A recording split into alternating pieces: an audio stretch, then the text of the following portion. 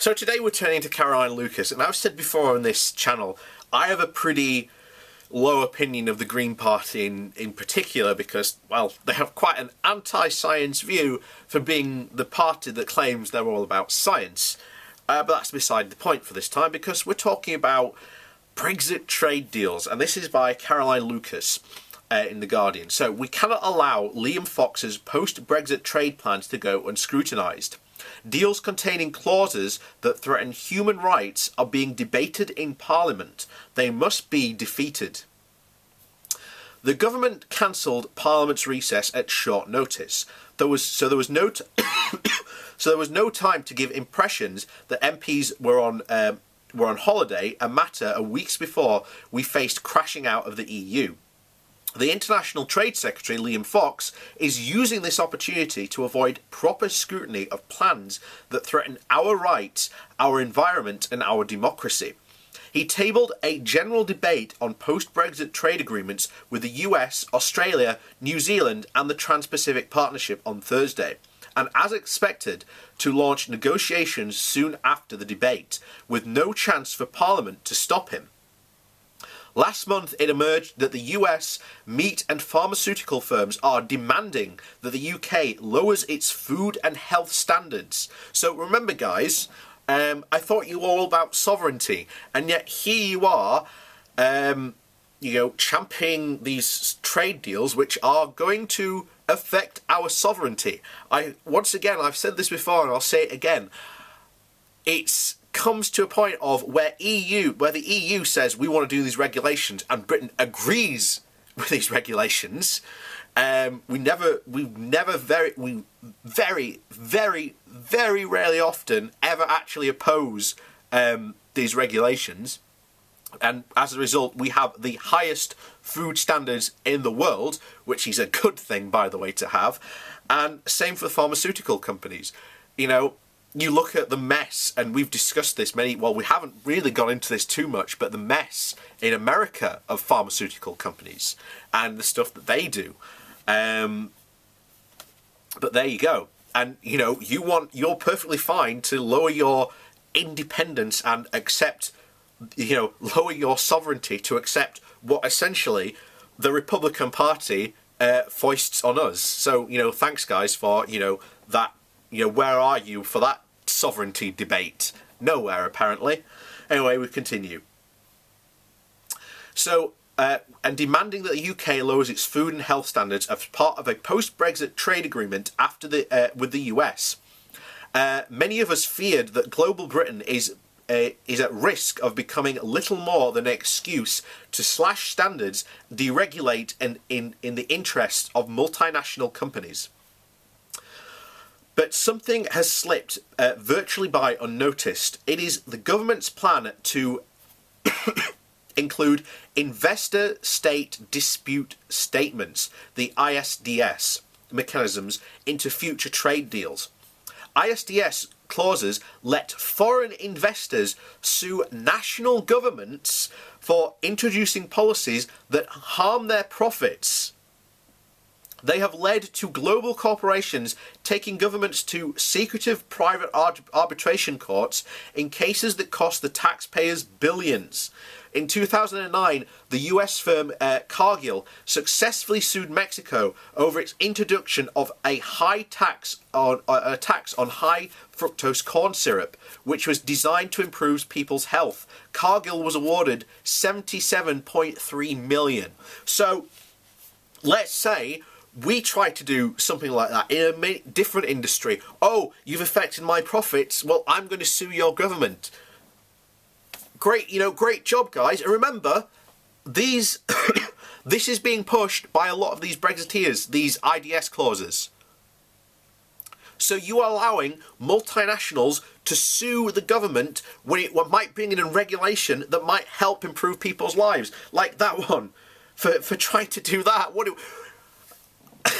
I've said this before, this is a big problem, because potentially they could sue for if we raised minimum wage. They could sue if we did something over improving workers' rights. Oh, that's affected my profits. I'm going to sue the government. You know? In 2012, Dutch company Armenia sued Slovakia for introducing health insurance reforms designed to improve public health access. See what I mean? See what I mean when these clauses exist and they want, you know, Fox wants to put these in, and many of the Brexiteers are fine with this.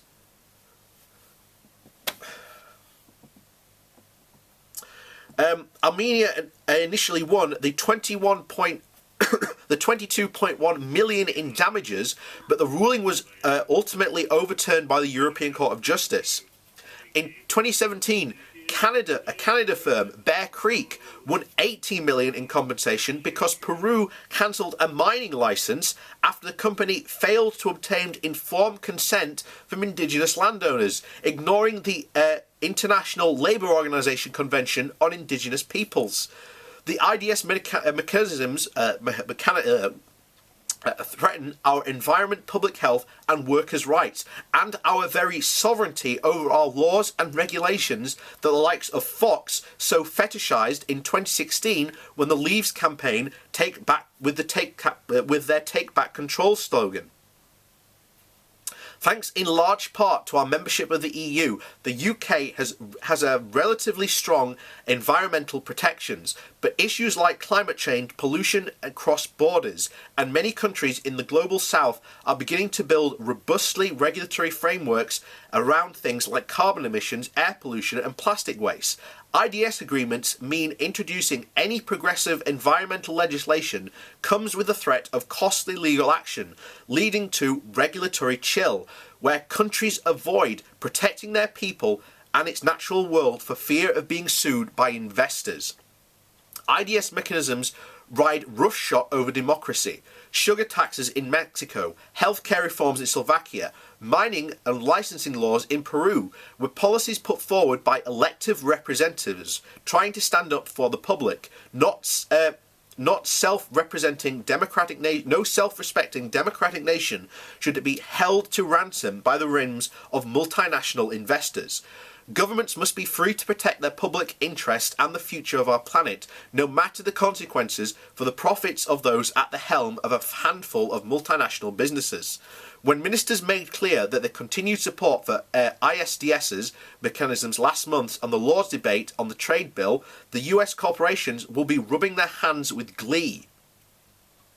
If we do leave the EU next month, trade deals that Fox lines up could hold future governments to ransom.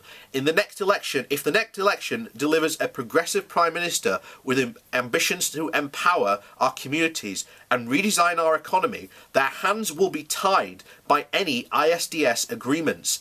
Everything from bringing our railway back into public hands to banning fracking could become prohibitively expensive as multinational executives demand compensation, so much for taking back control. If we're to stand a chance of avoiding climate catastrophe, healing our divided communities and building a fairer society, MPs cannot allow Fox's plans to go unscrutinised, and progressives of all stripes must work together to defeat them. And, you know, just those three things there are, you know, and she's right. It ties the hands of future governments completely. And to any Brexiteers supporting the idea of these, you know,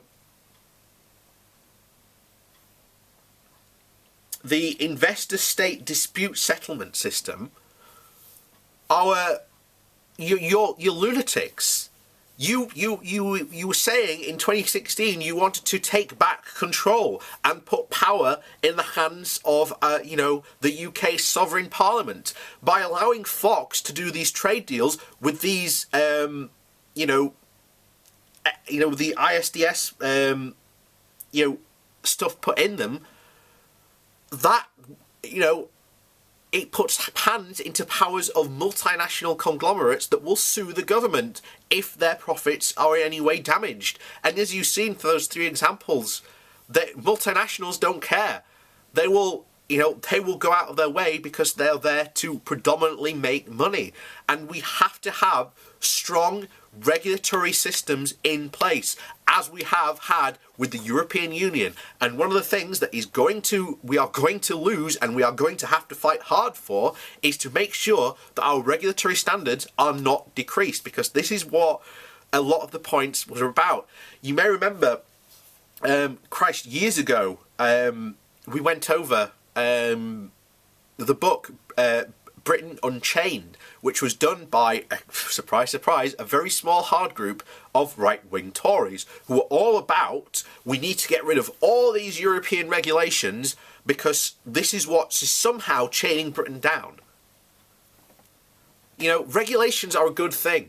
Regulations protect you and me, the average citizen, from multinational corporations that we could never sue. Or even if we did, they'd run us through the courts for years to a point where we just wouldn't be able to chase them anymore.